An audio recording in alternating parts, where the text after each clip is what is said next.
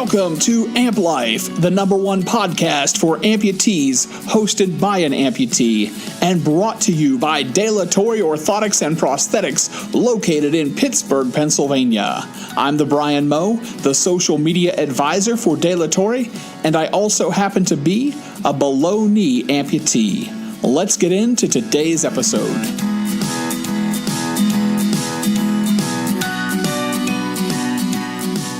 How's it going, everyone? My guests today are an internationally recognized motivational keynote speaker, entrepreneur, strategist, and a survivor, Maja Kazazic, and her Great Dane, who is also an amputee, Rosie.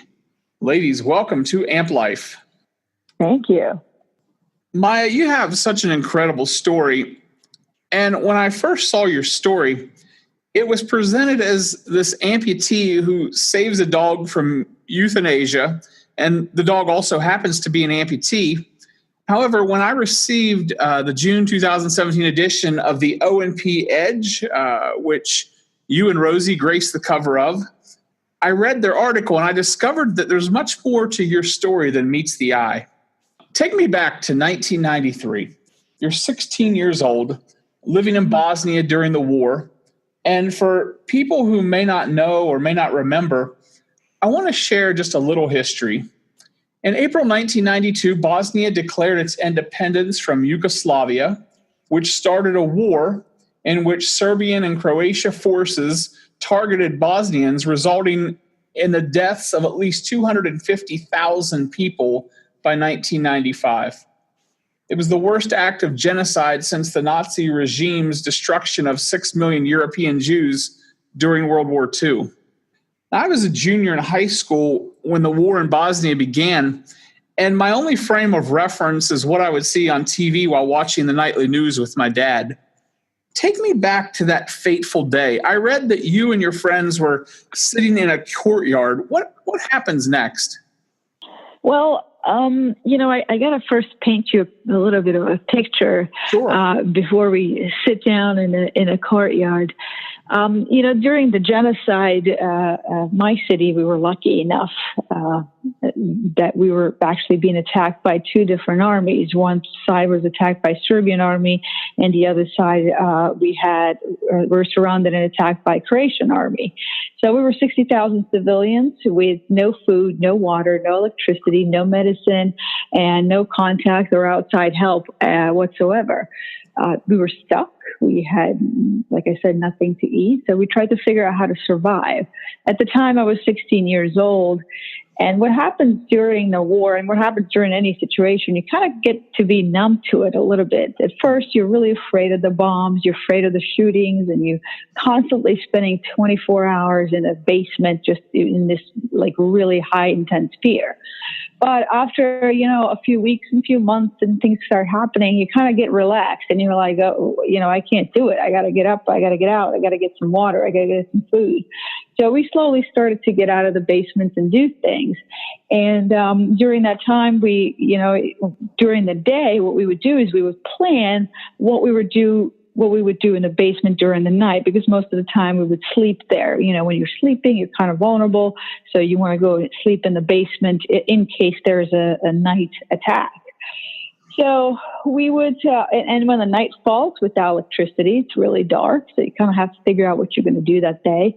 And it was middle of the day, and I was trying to figure out with my friends what we're going to do that night. So that's why we were kind of sitting in a courtyard and just preparing for the evening and just trying to entertain ourselves in the middle of a genocide, I guess.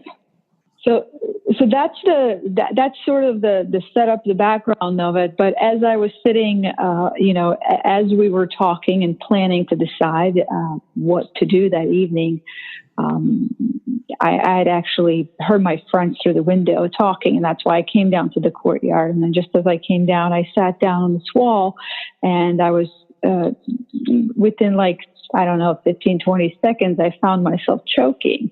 And it was the strangest thing. I didn't know what had happened at the moment, but I had just, I was trying to breathe. I was trying to decide, what's going on. And I could feel this really sharpness in my throat. And the only thing I kept thinking was, just put your head in your shirt and take a deep breath and you're going to be okay. And that's exactly what I did. I put my head in my shirt and I took a deep breath and I was like, okay, I think I'm going to be fine. Still not knowing what really happened. And as I started to breathe, I kind of, it's kind of like during those moments of certain huge events in your life, your primal brain takes over and it doesn't allow you to basically look up and see everything. I kept looking in these little small circles around me, and as I looked around, I looked at my legs and I saw that they were bloody. I saw my shoelaces kind of dripping and they were filled with blood and my legs didn't look right. But I just still couldn't understand what really happened. And I looked even a little bigger circle to kind of take it all in. And I saw 4 of my friends. They were all kind of splattered in pieces. And then I made even a bigger circle, and then I saw this another friend of mine who just happened to be going down to the river grabbing water, and she was standing, and she was dead. And I still wasn't really quite grasping what happened. So I just kind of kept looking around, really lost. And as I looked around, I saw my brother, who was 14 years old at the time, and he was right across the street hanging out with his friends. And he was looking at us and what happened. And it was almost like, as I looked at his big brown eyes, they were like filled with tears. It was almost like I went into his body and I saw through him what he was seeing. And I looked around and I saw that the bomb has exploded maybe 2-3 yards from us, killing all 5 of my friends. And I was severely injured. So. Wow, that is just absolutely unbelievable and intense. Did you have, I mean, obviously you're aware of the war at the time, but on this day, did you have any kind of warning that anything was going to happen in the area where you were? No, there are certain periods when we start hearing the bombs fall, you start hearing the sniper shoot. So you're kind of, it's getting a little rough out there. So you kind of try to look for shelter in the house. This was in the middle of a summer. It was a hot July day. It was, I think, July 15th. And it was 2:30 in the afternoon, very calm, very quiet. And so there was really no shooting. It was really like 2 bombs in that neighborhood that fell, and they were just right. They actually just were the 2 that killed my friend and injured me. So there was really no warning. But they always tell you, how, we've all seen movies and you hear the bombs come and people are shooting at you and you just kind of see all these actors walking away. And then even in real life, during the genocide, during all the shooting, when you hear a bomb, you kind of try to run for cover. But they always tell you one rule is the one that you don't hear is the one that's going to get you. Oh, wow. and it's true. It's true. I didn't hear it coming, And the funny thing is, I don't have, there's a picture actually of me sitting right at the exact same place where I was injured. I went back there like 15 years later and I sat down, and my friends, they were all actually hidden behind the walls. So even when we were outside, everybody was always kind of looking for a little bit of a shelter, a little bit of a protection from cement walls and things like that. So if you look at the picture, actually you could see that they're all behind these walls, cemented walls, that don't allow shrapnel to penetrate. And I watched way too many movies, so I was sitting on top of the wall, really actually exposed. But it just, luck would have it. They all were killed and I wasn't. So, but as they say, no warning when the one that gets you is the one you don't hear. And wow. It's true. Wow. So there was no warning. You didn't hear the one that got you. You said that basically you entered your brother's body and were able to see what he was seeing. So after the explosion, were there rescue workers or anything like that to offer you any kind of immediate help? Well, no, as I mentioned earlier, there's no medical help. We were just 60,000 civilians trying to, in probably area that's maybe 25 U.S. block radius, Oh, wow. residential area. So it's overpopulated.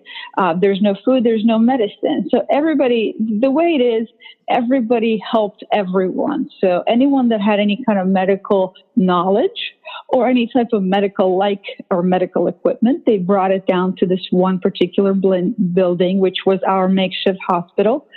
And that's where all of the injured and the dead and everybody was taken. So when I was injured, my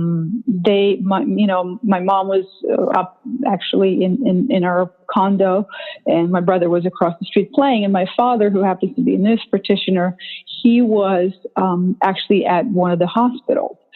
One of the friends who was killed with when I was injured, his father came running because he heard what happened, and he saw that his son was dead, but also saw that I was injured and still alive. So he picked me up and carried me to this makeshift hospital where they basically put you in a stretcher in the hallway, and until you show signs of life, because you don't get a room. There's just such scarce space that you don't just really get a room just because you're injured. You got to show that it's heavy enough injury that you deserve a bed and you can actually survive. So I was basically put in the stretcher in the hallway for a period of time. Wow. So once you're taken into this makeshift hospital and you're in the hallway, at what point did they actually start providing you with medical care, that, or at least the level of care that you had there, which doesn't sound like there was a whole lot? Well, so they, I kind of crossed my dad in passing. They had actually taken, my dad was coming to the place where I was injured while they were taking me to the makeshift hospital. So I kind of crossed with my father, and I'm a daddy's girl. So I kept asking, where's my daddy? Where's my daddy? And so when I got there in the stretcher, all I kept saying was, I want to see my dad. I want to see my dad. Finally, he showed up. Finally, they said, they took her back to the makeshift hospital. So he shows up, and I basically said to him, hey, am I going to be able to run again? My plan was to be a professional athlete, and I was extremely athletic, and running was really a basic for any athleticism. And so I asked him if I was going to be able to run again. And he kind of looked up and down, my body and my legs, and he said, hey, yeah, you'll be fine within a few weeks. And I looked at his eyes, and I looked at, he kind of was squinting, and I could see crow's feet in his eyes, and his eyes were really like filled with tears. And I thought, well, I'm not sure I quite believe that, but he's my dad, and there's no reason for him to lie to me. So I believed it, and I passed out. Now, at that point, I kind of don't remember really what happened for the next couple of days, because I had lost a lot of blood. My family went out, and my friends asked for help to get to blood donated, which I did, which is a miracle that I was able to get blood in that situation and not get some kind of infection and things like that, and just be dead from the transfusion itself. Wow. So for the first couple of days, I was kind of going in and out of consciousness, not really knowing whether I would survive. After 2 days, they basically told me that they were going to need to amputate my leg. And they said, we're going to put you to sleep, and we're going to just cut off your toes. And they just told me they were going to amputate the toes of my left leg, which I was okay with because it was the outside toes. Okay. So it wasn't a big deal, because I was playing soccer, and when you play soccer, you hit the ball with the inside of your foot. So, but as I laid down there, I remember actually I was woken up by the pain of them cutting through my leg, and they were cutting it below the knee. So, I quickly realized, there is no anesthesia. They just told me that to make me feel better. Oh my goodness. And I could feel everything. I could feel them removing the leg. It was the most horrific pain that, I've ever experienced in my life. And, I had this rubber thing in my mouth, and I was tied, and I couldn't really move at all. I was almost like, almost like paralyzed, but I could feel everything. I could hear them. And then eventually I just passed out. So that was sort of the beginning of this medical treatment. And because, as I mentioned, it was middle of the summer with no electricity, with nothing in a city that's just like Phoenix, the infection was rising. Really, I mean, it was just really going, it was just going really fast. My wounds were festering. So in order to sort of slow down the infection, the only thing they could do was to cut the flesh off my body 2 times a day. So every morning and every evening, a guy would come. He was actually a dentist. Oh, wow. He came over and he would just cut off all of the injured parts, like all the flesh that was there that was infected. Because there was no medicine, the only thing for pain I had was a little blue teddy bear that a friend of mine gave me, and I just put it in my mouth and I'd bite on it and scream until it was over. So that was my medical treatment, essentially. Every day, 2 times a day for about 2-3 hours each time. And that was it. That was really not much you can do when you have no equipment and nothing else. So. Wow. That's unbelievable. So, you go through this ordeal, and one of the videos that I was watching yesterday, it mentioned that a woman had come there to the hospital and was offering to take children out. And so at what point did you get into the situation where you could be evacuated out? And just to kind of tag on to that, how long was it during that transition before you made it to the United States for care? Well, so if you could imagine, I'm in this makeshift hospital. Now at this point, it looks like I'm going to survive. And they have placed me in one bed, one room in one actual bed. I was no longer in a stretcher. And it's now this change of dressing has been happening every single day for a couple months. I am not getting any better. I'm actually getting worse. I'm seeing yellow because I've stopped eating anything. I've stopped drinking. I think probably I was a few days away from death. Wow. And they wanted to, the people that were there at that makeshift hospital, they knew that, and they really just wanted to send me home so I could really just die because there was really nothing they could do for me. My mom fought extremely hard for me to stay there because she knew if any help came, it would actually come to the hospital there first. Okay. So she wanted me to be right there and ready to help. And she was right. Her gut feeling really did pay off when a couple months later, a lady named Sally Becker, she came and she got a permission from the army, basically, that said, you can rescue injured children. Here's a car, and she could put 3 kids in the car. And she said, I could take 3 kids that are injured and I can get them medical help.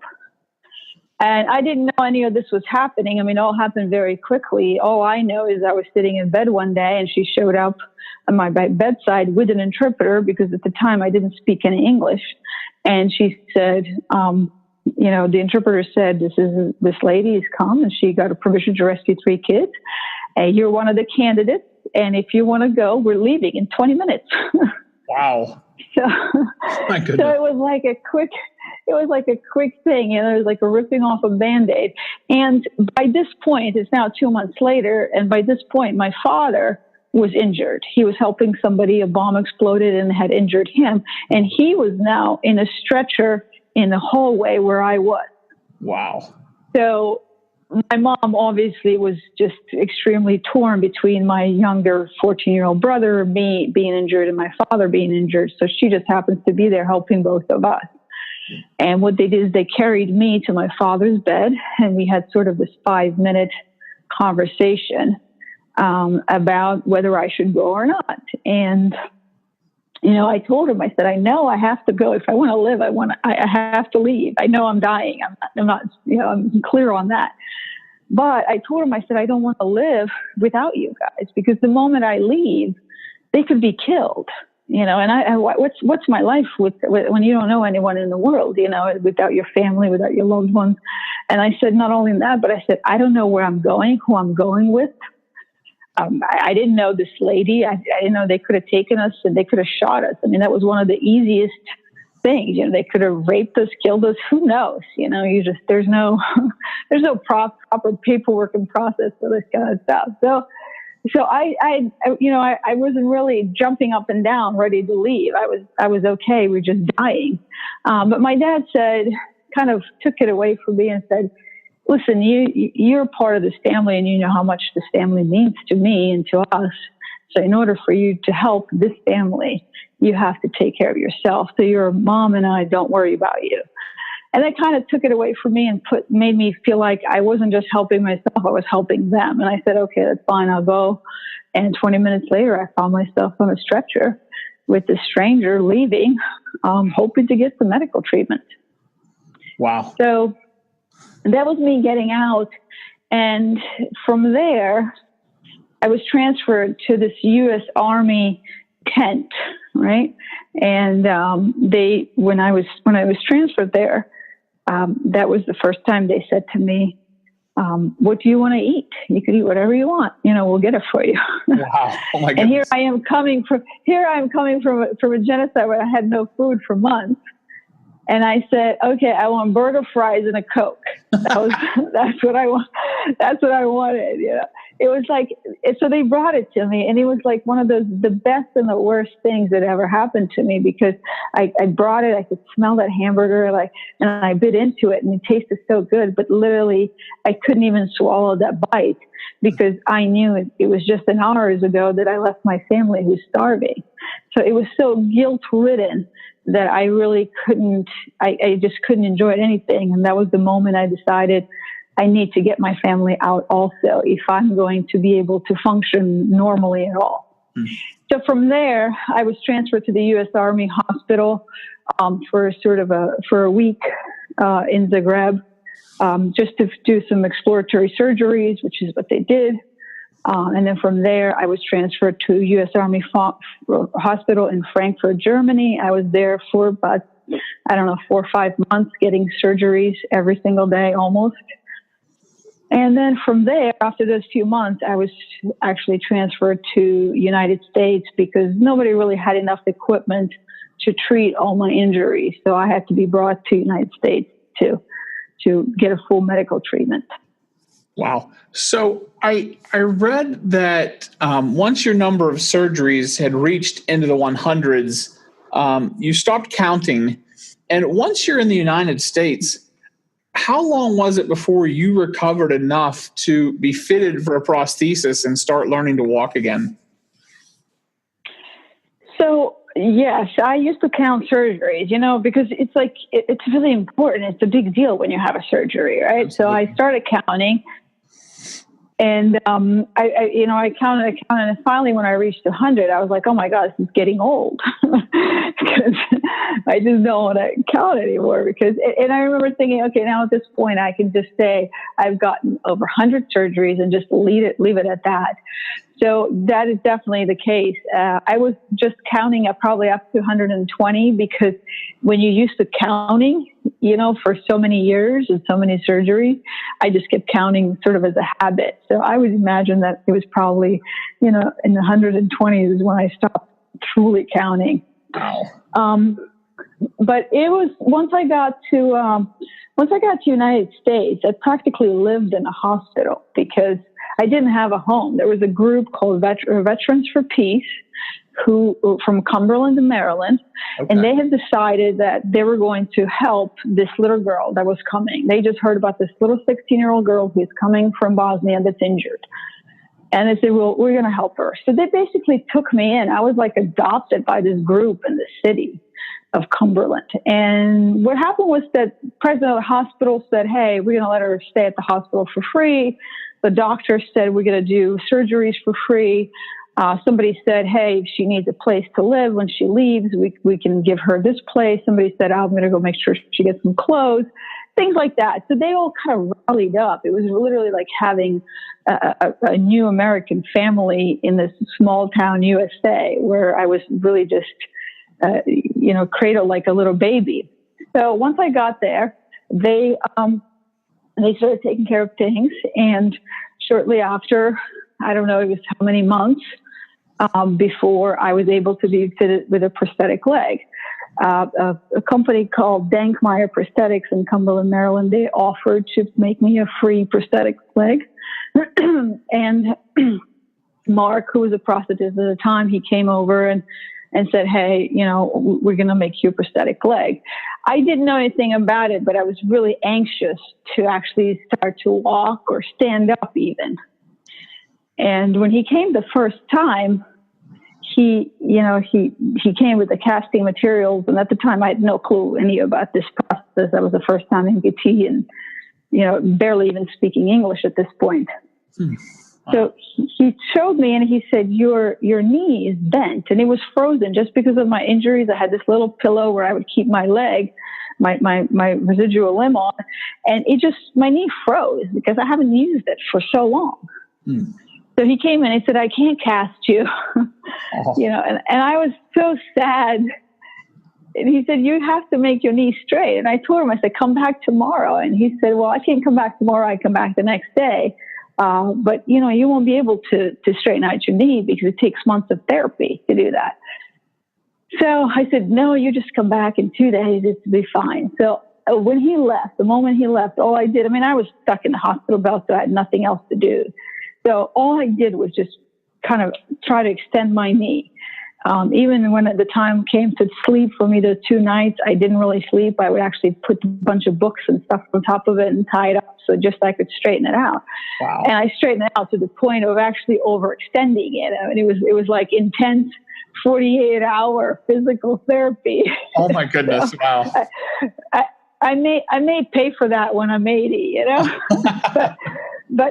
But he showed up 2 days later, just kind of because he was nice and he showed up, but he showed up with no casting materials. I'm like, pack up, go back and get your casting materials, And he casted me there, and it was long enough that I haven't walked. Once we got into the first check socket, we went to the PT area of the hospital, and I stood up and they said, all right, now walk. And I'm like, I don't know how to walk. I had literally forgotten how to walk.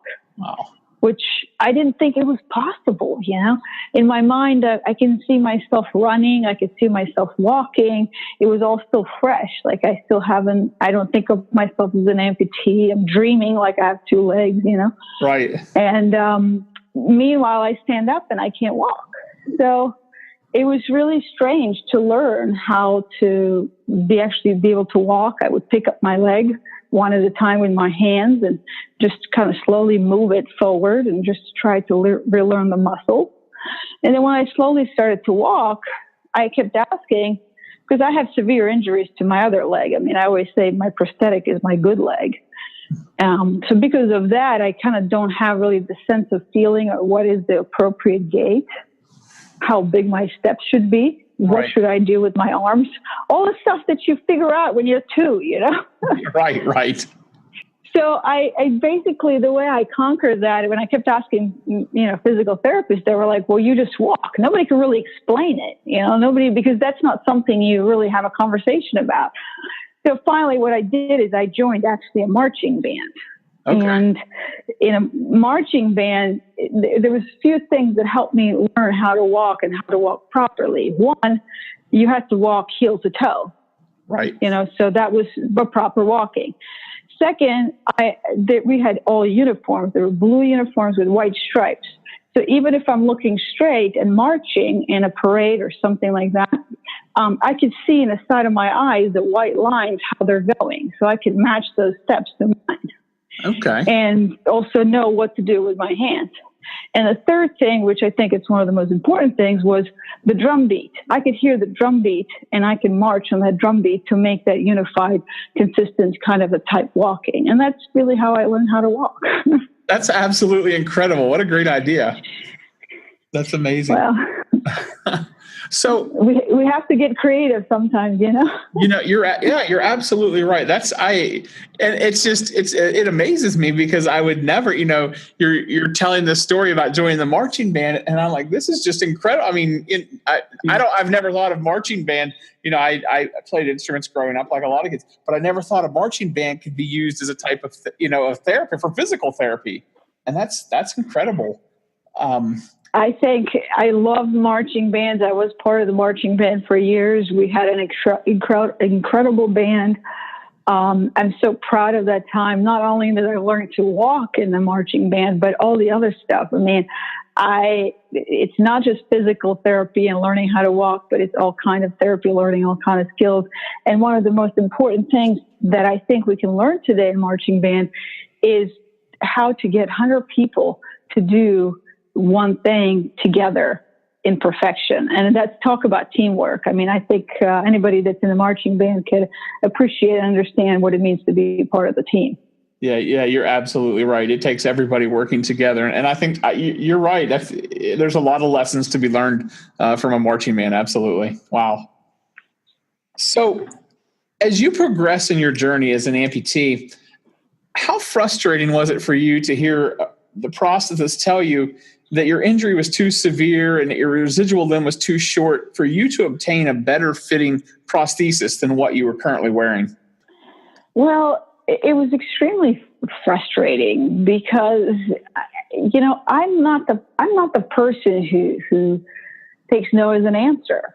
I just think everything is possible. If you have enough time, money, and energy to do it, everything is possible. Absolutely. So as I kept hearing that, no, it's too difficult, I kept thinking, I'm just not finding the right company, the right person, somebody who they just don't seem to care enough for me to take on this challenging, amputee. And it's unfortunate because there was almost a stigma around me right away as soon as I walked through the door, because any prosthetist that saw me, as soon as you walk in, there's this whole big story or how, my leg was amputated without anesthesia and my flesh had to be cut a couple times a day, every day for months. And so they automatically know this is going to be a difficult case. So as soon as there's a first snag, instead of saying, oh, let's figure that out, it would be, oh, well, with everything you've gone through, you should just feel lucky with what you've got. And I hated that attitude. It was really bothersome to me. But I kept pushing forward thinking I'm going to find the right company and the right person that's going to do it. But after 15 years of hearing that, at some point you start thinking, well, you know what, maybe it's me. Maybe I'm crazy. Going for 15 years trying to write prosthetist is a long time. And, I was kind of almost on the brink of giving up at some point, but I'm fortunate enough that things have kind of turned out in a different way, and I was able to find the right company and the right person. And when we talk about the company that you did end up, I know that your journey takes you to Hanger. But before we get to that part of your story, I really want to ask what it was like for you the first time that you got to meet and interact with what I consider at least to be one of the most famous amputees on the entire planet, Winter the Dolphin. What was that like for you?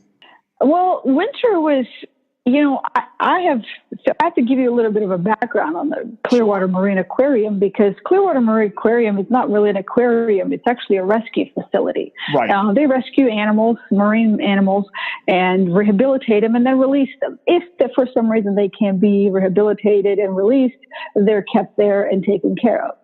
So prior to Winter even coming there, or all of Winter's fame, I used to go to Clearwater Marine Aquarium because it reminded me so much of that makeshift hospital where I was, where all the rescues were taken care of. It was a facility that had not much money. It was really struggling. It was a brink of being closed.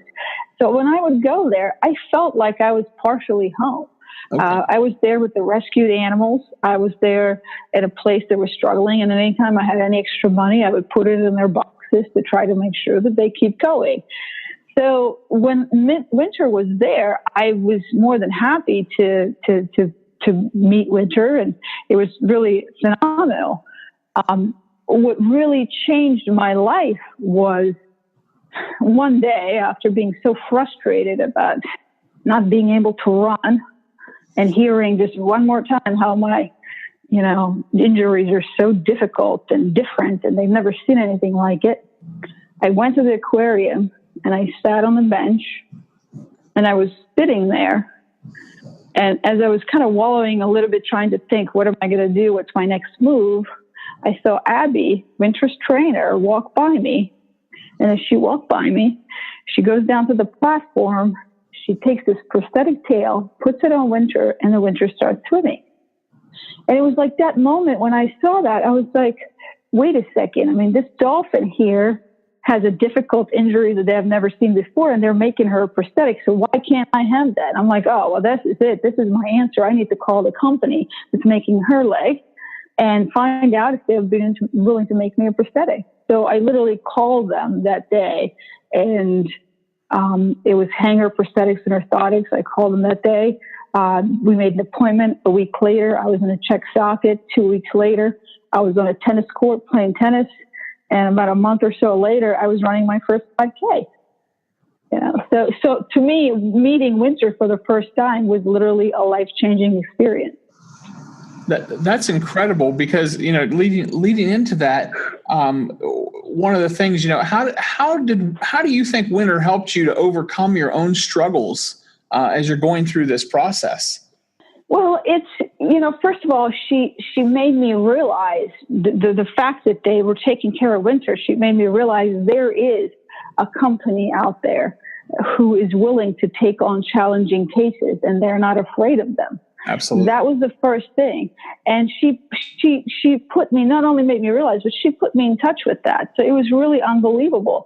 And it was really fascinating also to see Winter put on her tail and swim around because, dolphins have that permanent smile. Right. And when I saw her kind of swimming around with that smile on her face, I thought, wow, if she could be happy, I can be happy too, Yes. So it was really just that, it was really that she was a catalyst in me getting connected with Hanger Prosthetics and actually getting the leg and finally realizing my dream of running, which, I wanted for 15 years ago when I first got injured. My number one concern was if I was going to be able to run.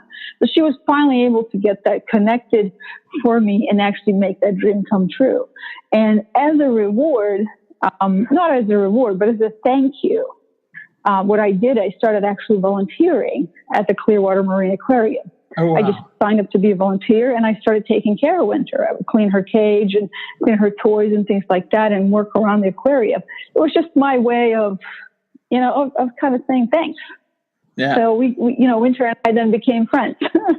That is so awesome. Oh my goodness. I can't even tell you that really is. That's the word awesome for that. So I know that you went to Hanger and you got the Winter's gel liner and a new socket, and you mentioned that it was basically a short time you're running, you're playing tennis, and when and being an amputee, I often tell people that their socket should fit like a custom-made glove, and that when an amputee has the right liner and a socket that fits properly, that it doesn't matter a whole lot what's below the socket. Have you found that to be the case in your experience? That is 110% the case. If you get a good socket, you can put a stick on there, you're going to be fine. Right. If you have the most expensive, awesome, amazing foot, but your socket is not perfect, you might as well have just a basically dead weight carrying around. Yeah. I think the socket is one of the most crucial things that as an amputee you could have, especially with below the knees or above the knees amputees or lower extremity amputees, because you're putting all that weight on there, and there is no, if you're walking in the middle of the mall, you can't just flop off your leg, Right. So it has to be extremely comfortable. And that's what I realized for me, because I have short residual limb. And I also have so many invaginations. It was extremely difficult for me to get fitted. That's where Alps liner come into play. They're the ones that made really a huge difference in my leg because they have what's called a skin saver. Yep. And when you put the skin saver on, it's like this really tiny gel that kind of goes on smooth, and it just connects with your skin. But then after that, you put the winter gel, which basically unites together with the skin saver. So what happens is throughout the day, as your leg expands or shrinks, that skin saver along with the winter gel expands and shrinks. So it's really like keeping that custom liner throughout the day.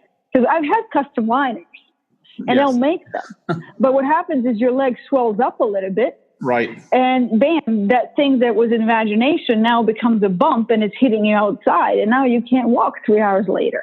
Or you're going to shrink and you're hitting your tibia bone. And so it becomes an issue. This was really so cool because it was expandable and it would kind of go along with however your body reacted, it would go along with it. And that was, to me, having this perfect socket, which I think is crucial, along with this type of liners that really made a huge, huge difference. Yeah, and you're absolutely right. And you mentioned Alps, and I will always give props to them because I wear an Alps liner, and it just, for what I needed, I have horrible skin, and so for what I needed, it's amazing how it can change. And you're right, the socket fit and the right liner is just absolutely everything for us. And I know that non-amputees cannot appreciate that, but it's just it makes a big difference for us. No, they can't appreciate it, and that's okay. It's what makes us. It's what makes us special. It's all good. Yeah, absolutely. But it's really, it was really this winter gel Alps liner that kind of saved me because when I went to Hanger after meeting Winter and actually after seeing Winter with her prosthetic leg, when I went to Hanger, I was one of the first 2 people to try winter gel at the time. So it was sort of a prototype that once I tried it on, it worked like a charm. It was really phenomenal, life-changing for me. That's awesome. Wow. So I read that after you ran your first 5K in 2009, you felt complete. What does running mean for you, and how has it helped you in your journey? Well, I was an athlete always.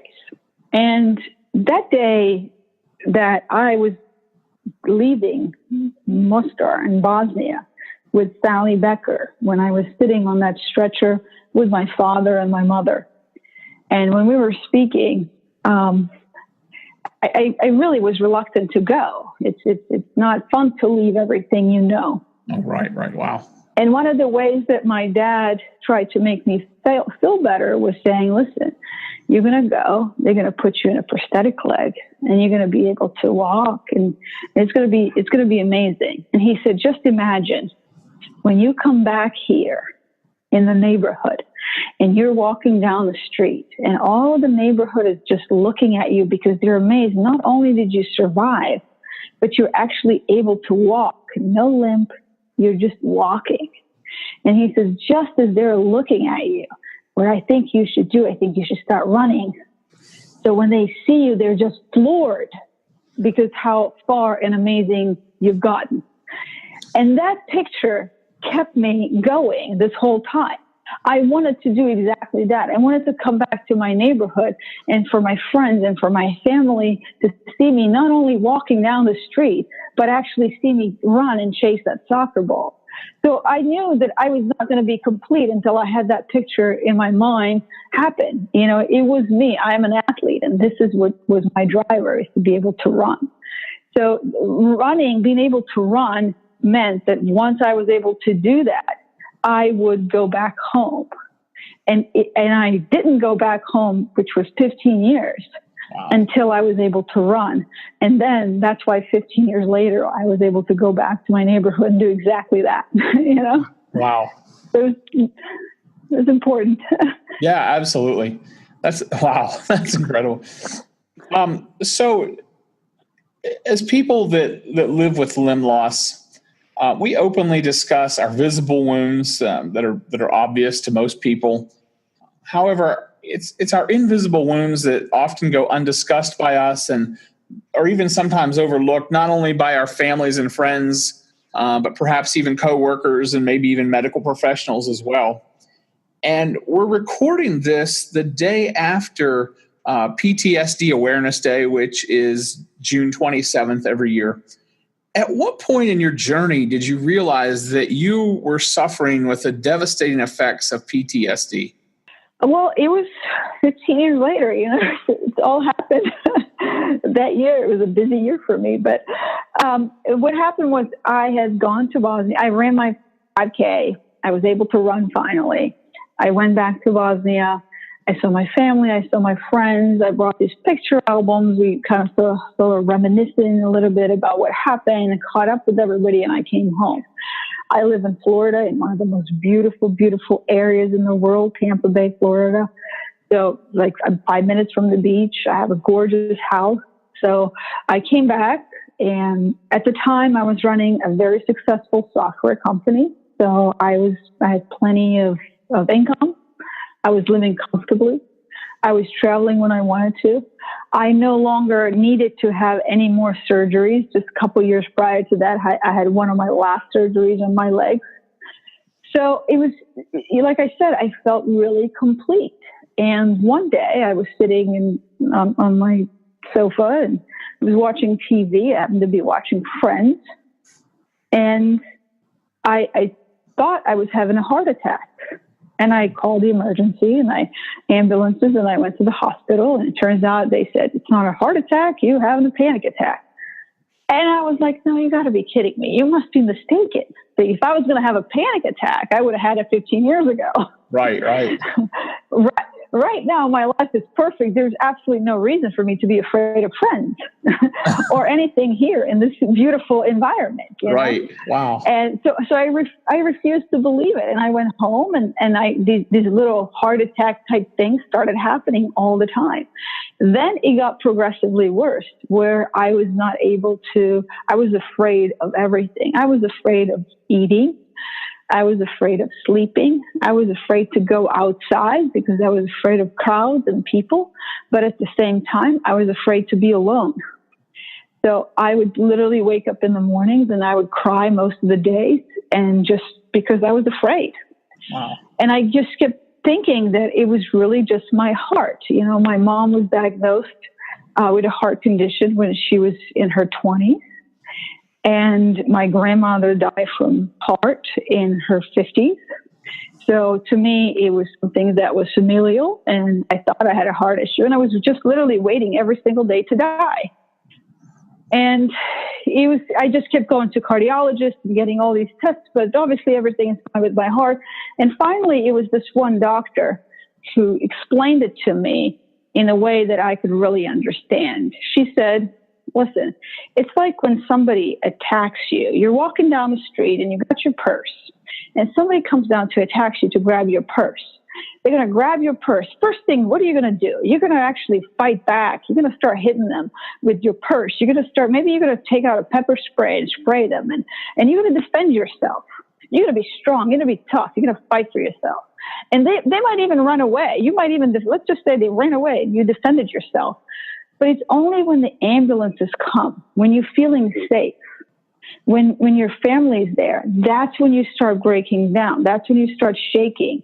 And she said, for you, you've been fighting for yourself for the last 15 years. You've been in this tense survival mode for the last 15 years. And now that you've finally calmed down, it's payback time. And boy, was she right. It made perfect sense to me. All of these 15 years, all of the stuff that I was fighting for, it was literally like me just, as soon as I calmed down, it started to hit. And my PTSD became, extremely unbearable. And I did not want to use any drugs. So I went through it pretty much raw, just having all the panic attacks and just, living really pretty miserably for a few years. Wow. So you start having the panic attacks. And you mentioned the things that you're afraid of. You're afraid to eat. You're afraid to sleep. You're afraid to go outside, but you're afraid to be alone. At what point did you realize that you have to take action to deal with these symptoms? I knew right away. The moment I made peace that there was nothing wrong with my heart. Okay. And I was actually having panic attacks, and this was post-traumatic stress disorder. I knew that moment I need to do something about it. And as I said, I didn't want to do medications. So what I started doing was yoga, meditation, extremely healthy living. I would force myself to eat. I was afraid of eating everything. Like one of my doctors said, I want you to go this week and your goal is to eat one donut, Wow. And can you imagine that homework? I wish I had that homework now, but that was really it was just, I was afraid of anything that was processed. During this time, what I realized also was that my diet in America was really poor. So I have also developed hypoglycemia without realizing it. It's not something you think about. I'm in my 20s, early 30s. I mean, I'm not thinking hypoglycemia, Right. So, but what happened was because our food is so sugar driven and there's so much processed food, my sugar was jumping up and down, which did not help all of my panic attacks and all my anxiety attacks. So I really stayed away from everything, started to eat extremely healthy. I started to eat just basically fresh foods and lots of fresh fruits and lots of vegetables and things like that. I would do meditation, and it was extreme. I would do yoga, but it was all gentle yoga, everything gentle, everything calming. I did not watch anything on TV that was stressful. It was only comedies. In fact, I even told my family, if you guys have any bad news, don't tell me.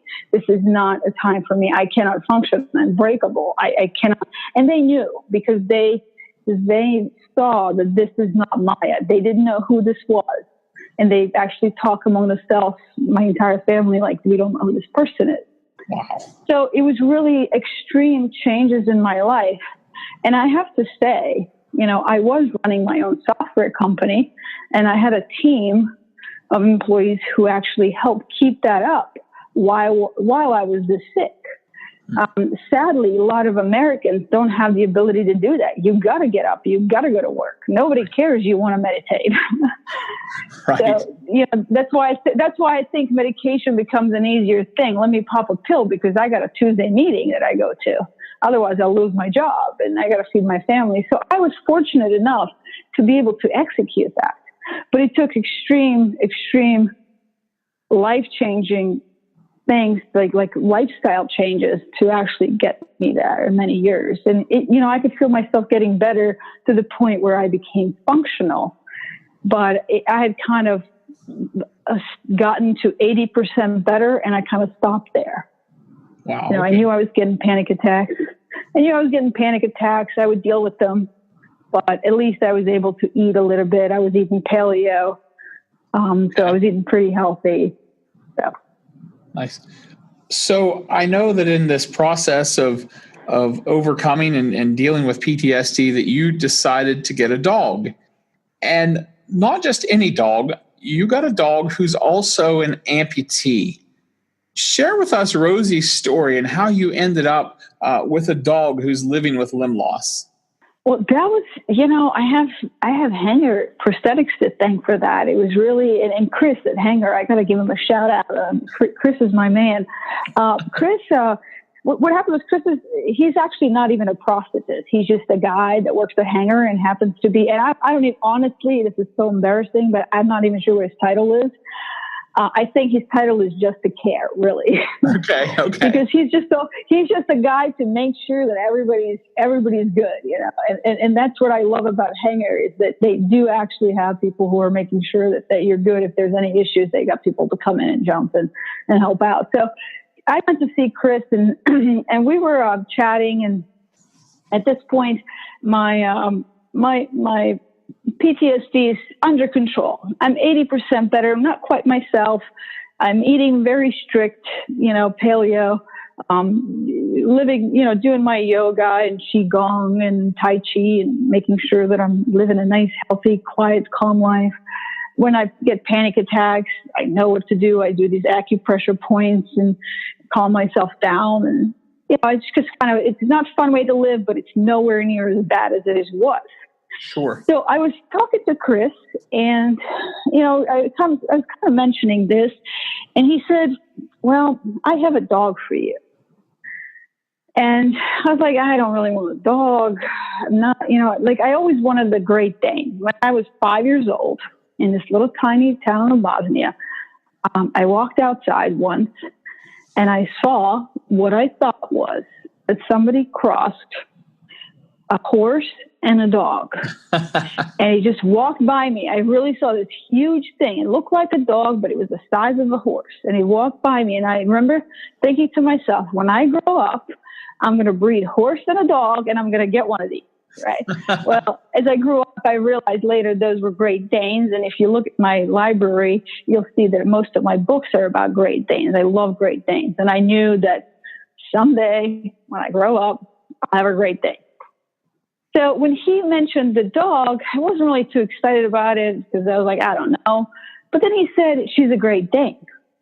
And I thought, oh, well, I definitely want to check into that. So he sends me a link. And when he sends me a link, I see in the video that she is not only a beautiful Great Dane, but she is an amputee. She's missing her leg, and she wears this little tiny prosthetic, and Hanger is the one that's actually making her prosthetic leg. Oh, wow. So I didn't even finish watching the video. I called Chris and I said, Chris, I need to get this dog. This is my dog. I mean, what are the odds? Purebred Great Dane who's missing a leg and is wearing a prosthetic. I was like, this has to be my dog. And I was thinking, I'll train her to be my PTSD dog. But I wasn't really honestly very hopeful. When it came to PTSD and those emotional dogs, support dogs, and then service dogs, I really always felt that there's very few of them that are really legit. Right. I really thought that the whole thing was just like, oh, this is just a good way for me to get my dog into a grocery store, Right. So I never really was that hopeful. I just wanted her because she had a prosthetic, to be perfectly honest with you. And I called, he told me, he said, here's the company that has them. They're the rescue place. So call them up and, fill out an application. So I go online to their website. They don't even have Rosie listed. So I just fill out any application and I write them an email and I said, this is why I need to have this dog. Shortly after, like a day later, I get a call from the president of that rescue place. And she said, listen, you're going to be mad. And she said, there are going to be a lot of people mad at me, but you're getting the dog. We've already placed the dog. We've had over 300 applications for her. We've already placed her. She said, but for the last week since we placed her, I have not been able to tell anyone and make it official because it felt like I was waiting for something different. And she said, I think I was waiting for you. Wow. And she said, you're getting the dog. Just don't tell anybody yet. I got some work to do. So she went back and basically, I guess did whatever she needed to do. And a week later, the dog was officially mine. And about a few weeks after that, she had to finish up some things. I was able to adopt her.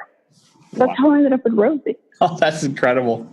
So how has Rosie adapted to her prosthesis? I watch her videos, and it appears that she's capable as any other dog. Does she have any kind of limitations?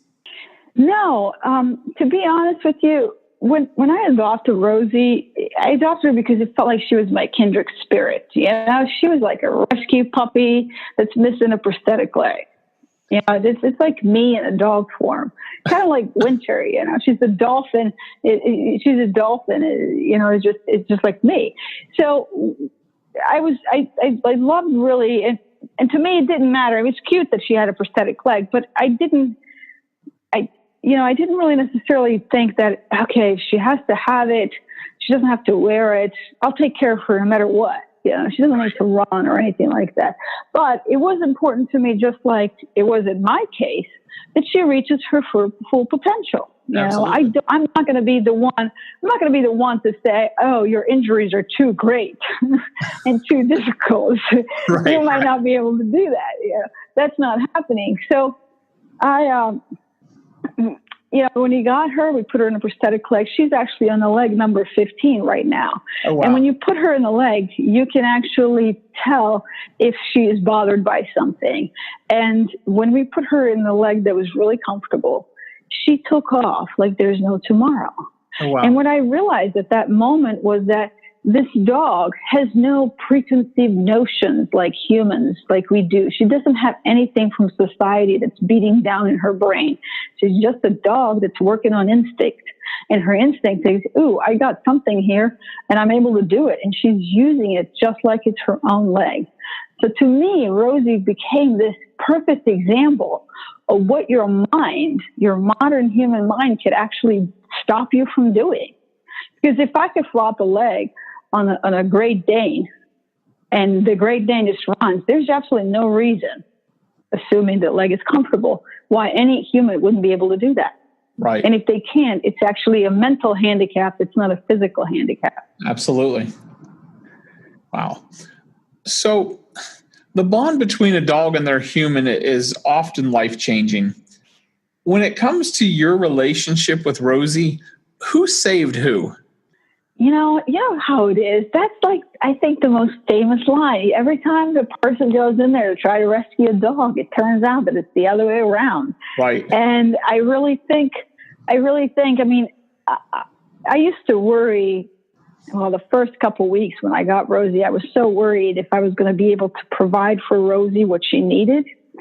And about a few weeks into it, I realized this dog is going to reach her full potential with me because I have the time, the money, the means, and the connections to give her what she needs, as well as the patience. And I really felt that nowhere in any other home would she be as successful as she is in my home. But at the same time, when I got Rosie, after her first week of having her, Rosie's instincts started to sense my panic attacks. Wow.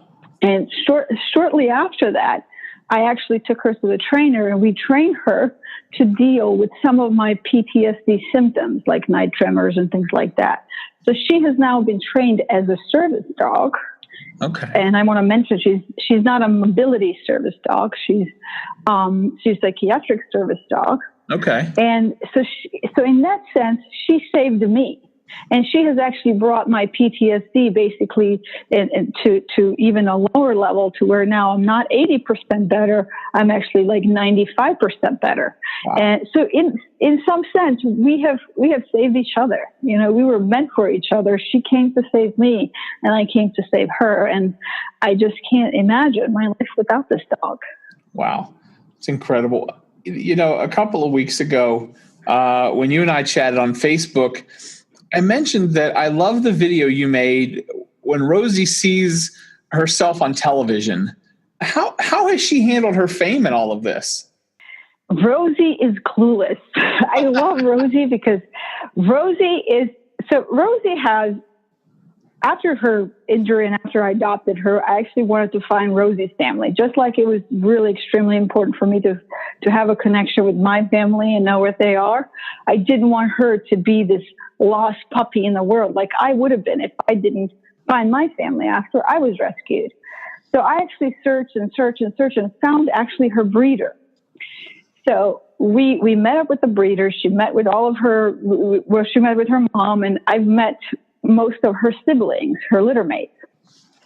And if you look at these are show dogs, and they have their ears cropped, and they're just these majestic Apollos of dogs that are just so amazing and powerful.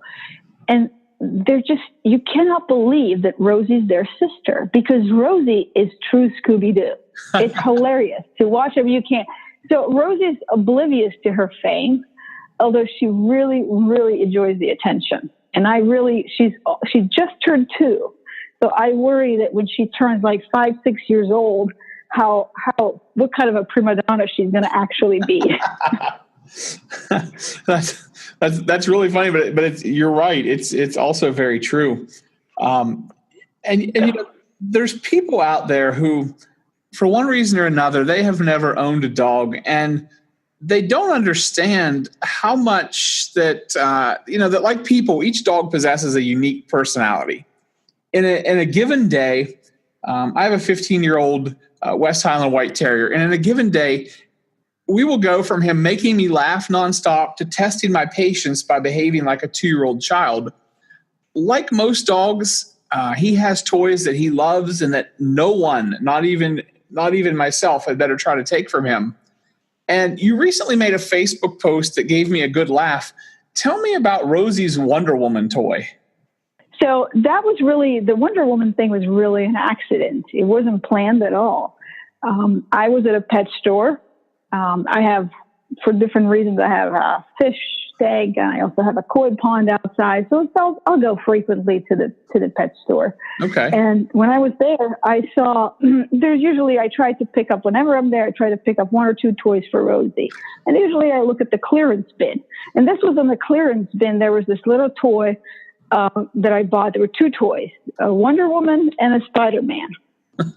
So I bought them both. I have the Spider-Man and the Wonder Woman. They were cute. You know, they were squeaky inside. She liked it. She loves toys. She has her own toy box and everything. So I brought the Wonder Woman back and a Spider-Man. Obviously, I gave it to her. She didn't touch the Spider-Man. She put him in her own toy box. But she pulled out this tiny little Wonder Woman. And for some reason, she's just not letting it go. And she just keeps putting it on her bed, and she puts her head on it, and she sleeps on it, and she's playing with it. And I tried to, you saw that picture on Facebook, when I tried to take it to her, she's giving me this dirty look, like, don't touch it. And I'm like, wow, I don't know what to do. So I'm not even sure where they came from. But maybe she's feeling herself that she's got some kind of a 6th power or something like that. Or I don't know. Maybe she's a superhero in making. I don't know. Yeah, that was just, I saw the pictures and I read your post and I thought that is just hilarious. But it really goes, I think, to show their personality and how they get attached to certain things. It really is. It's really very interesting. And like I said, they're exactly like almost the same, Spider-Woman and Wonder Woman and the Superman. And I really thought, there's really not much difference in them, as far as the make is concerned, because they're made by the same company. Just one is a boy and one is a girl. But she picked that, and she obviously can't tell gender, so it's not like she was like, "Ooh, let me take a girl toy." Right, but right. She certainly picked the Wonder Woman, and she's not letting her go, not anytime soon. So that's really awesome. So, my dog has taught me so many valuable lessons. He's taught me about love and grace, forgiveness, and for better or worse, he has taught me how to and how not to try to get along with others. There's a really adorable video of Rosie where she tries to make unexpected friends. And watching this video, it's really easy to get lost in the moment of watching this cute dog. But I love that you tell a story with the video. And for those who haven't seen the video, and for our listeners, I promise I will link all these videos we're talking about in the show notes so that you can watch them. But take us through what Rosie's trying to do in this video when she's trying to make these friends, and whether or not she was successful and what we can learn from her. Well, that was really interesting. That was something that I noticed that day where I made the video. Rosie and I started kayaking, and so every once in a while we'll go. In fact, after this interview, we're going to go kayaking. Nice. But we'll go kayaking, and she started to really enjoy water. I mean, she just turned 2, so she's still kind of a puppy, and I don't ever push her if she doesn't want to do something. She tells me fairly easily if she doesn't want to do it. It being a Great Dane, I didn't expect her, honestly, to like water. They're couch lovers. Right.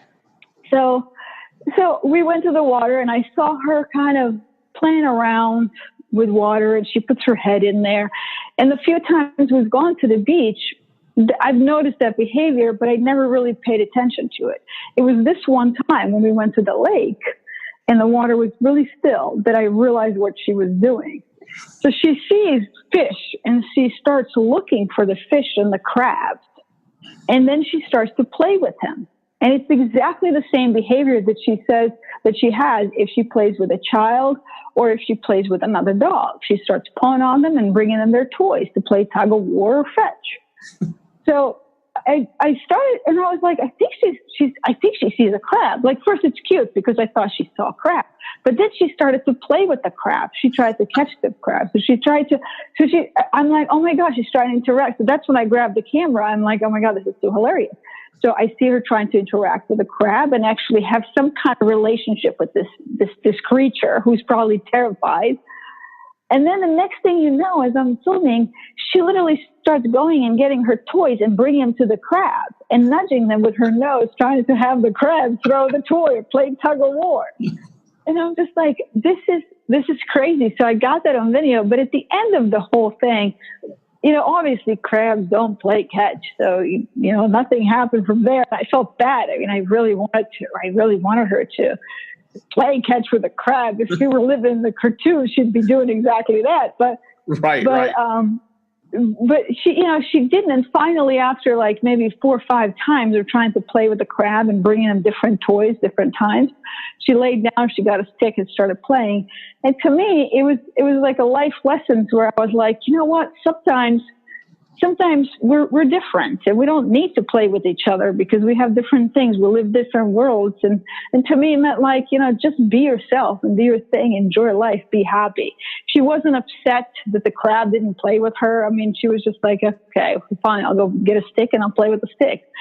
So it was really an interesting lesson to me where I thought everybody should be themselves. Crab should be crab and dog should be dog. And you should just do what you want to do and what makes you happy. And it's okay.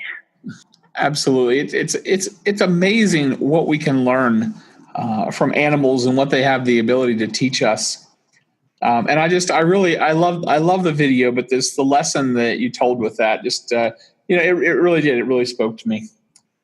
So for better or worse, I have gained a reputation for how thoroughly I vet guests that we have on Amp Life. I have sat across the table from guests who have had just this incredibly surprised look on their face when I know something that, they don't. I actually go to like page 3 and 4 on Google search.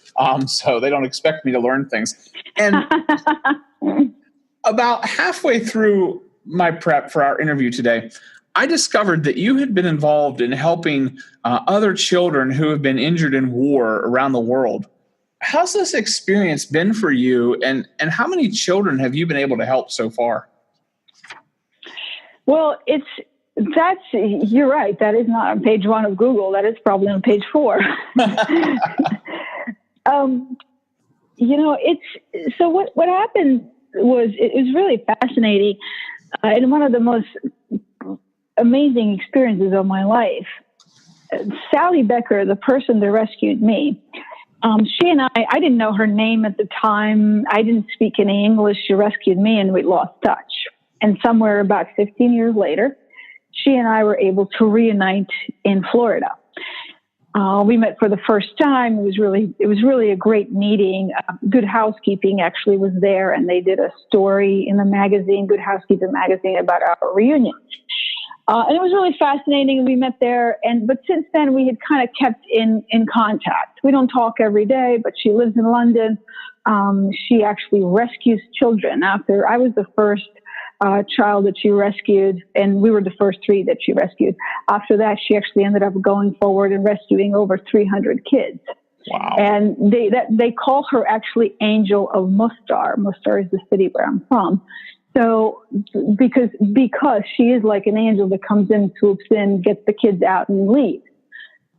So it was really fascinating to hear all that stuff. But it was one day last year that she contacted me and she said, Maja, I need help. I've got some kids in Iraq that are being injured by ISIS and they need medical attention. And to me, that was like music to my ears. Here is my savior who saved me, who now wants me to help save other children. I mean, I could not ask for anything better in the world to do with my time. And at that point, I was already going through some career changes because I was feeling unfulfilled running my software company. So I was already turning to become a professional keynote speaker, basically going around motivating people instead of, making websites. So this came like really cherry on top of the cake, where I felt like I was being fulfilled and my life was really worth something, and everything I did was not in vain. In fact, when I was helping Sally with that, Sally said, "I knew when I saved you, it weren't just a pretty face." Which was sold as like it was just the biggest compliment, because it was like there was more to it than just, I'm saving this kid and now she has a regular job. I mean, it was really amazing. So Sally and I got together and chatted about rescuing there was, I think, 1 or 2 children that she was trying to rescue out of Iraq. And then we started talking more, and we ended up actually rescuing 3 children from Iraq, and I worked with Shriners Hospital here in the United States to get those 3 children medical attention that they need. So we flew them all to Boston first, and then from Boston they each went to the different Shriners Hospital where that type of recovery was necessary. That type of specialty for their injuries was needed. So it's absolutely incredible and such important work. That just can't say enough good about the people that do that kind of work, that are willing to reach out and help children who have been affected in that way. So, well, Sally is actually in Iraq right now. I mean, if you go to Sally Becker, if you search for on Facebook, you can actually see her page, and she's actually posting right now videos from Iraq as she is saving more children. I mean, this woman is incredible. She has saved hundreds and hundreds of children. I am just one of them that she saved. And this woman does not care about politics, religion, money, or anything. She's got some stamina. She's got some power. She goes in, she gets the kids and gets them out and gets them the help they need. I mean, this woman is truly a miracle worker who's doing things because they're right to do, not because because somebody told them or because it's connected to politics or things like that. No, she doesn't care who you are, what you are. If you're injured and you need help, she gets you out. So it's really fascinating and amazing. And I always tell her she's crazy. I as much as I love her and owe my life to her, I'm not sure I would be able to do what she does. Yeah, it would obviously take a very specific and special kind of person to do that, and that's amazing. I just really, it really is. It's amazing that it is. That's what I have. It's amazing, and I'm really thankful for the work that she does. You have been declared, I read this. You have been declared the happiest person on earth. And as you well know, we as humans are inclined to base our happiness on our external circumstances. You went through a genocide. You lost your leg. You lost your friends. You endured countless operations, many of those without the benefit of anesthesia or antibiotics. And you made the extremely difficult decision to leave your family in order to come and receive medical care in America. Throughout the time that I have spent learning about you, I have laughed, I have cried, and I have reflected. And one of the most amazing things that I've noticed about you from the videos and the articles and by your own admission is that you are happy.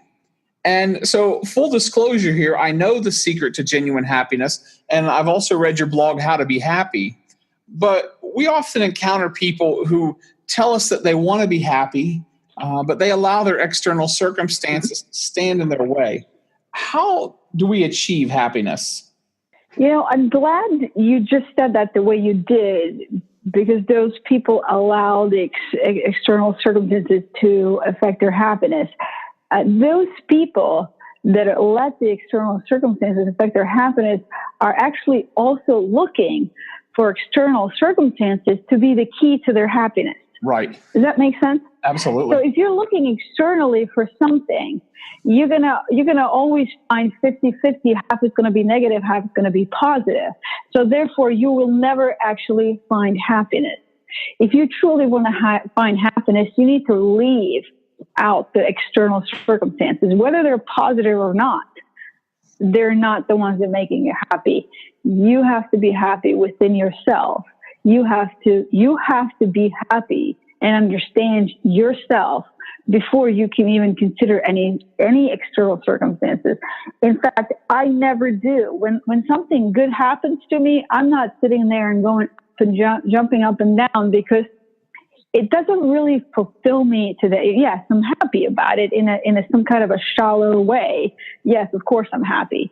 But it doesn't really fulfill me, because that's not really the reason why I'm happy. And also, it doesn't fulfill me because I know after a good day, a bad day is going to come. So the same way, that doesn't fulfill me, that the same way when the bad day comes, I don't really sweat over the bad days either, because again, that is not what fulfills me. And this type of happiness really requires a lot of self-reflection. I read actually recently an amputee post. I belong to one of these amputee groups. I'm also a certified peer amputee counselor. And in one of these groups, I read this post that this one girl, and I might be wrong, but she seemed like, from her Facebook page, she seems like it was her early 30s, maybe mid 20s or something like that, fairly young, and a new amputee. And she describes in there how she's basically asking the community how they deal with their amputation, because she feels like her friends and family are looking at her differently and are treating her differently, and she's losing a lot of friends because she lost her leg. And I see a lot of posts in there a lot of comments that people have answered to her and said, oh, that same thing happened to me. And yes, I understand your pain, and stay in there, stay strong.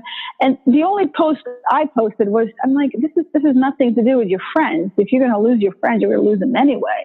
There's nothing to do with your amputation.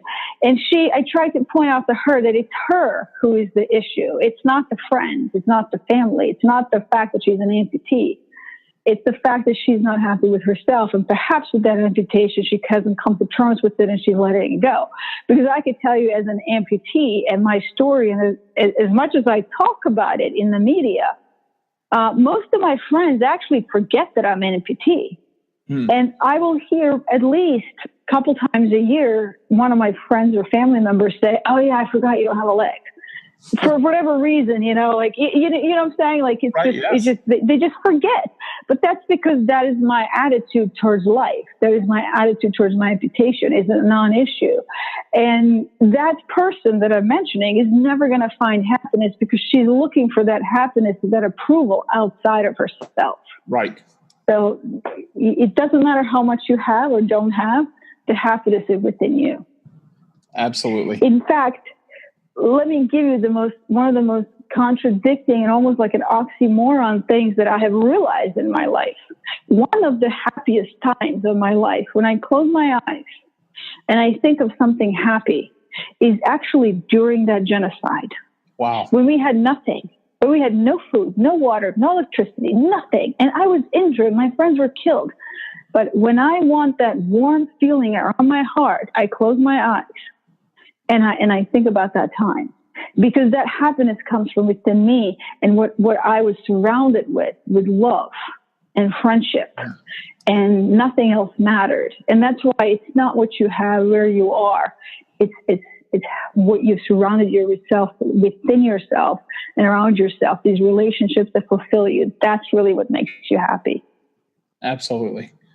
Absolutely right. Wow. I've been talking today with Maja Kazazic. For more information about her, you can visit her website.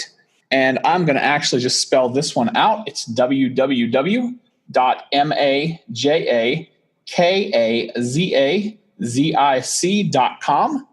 You can also connect with her on Twitter just by spelling her name out at Maja Kazazic. And you can connect with her and Rosie on Facebook at Maja and Rosie. Maja, thanks for joining me today on Amp Life. It has been an absolute honor to talk to you. You're welcome. Anytime you'd like me on, if you have any more questions, please feel free to call me. I absolutely will. Thank you so much. You've been listening to Amp Life, the #1 podcast for amputees, hosted by an amputee and brought to you by Dilatory Orthotics and Prosthetics, located in Pittsburgh, Pennsylvania. If you enjoyed today's episode, leave us a review on iTunes or give us a like on Facebook. I'm the Brian Moe. I invite you to visit our website, www.amplifepodcast.com, or check us out on Facebook at Amp Life Podcast.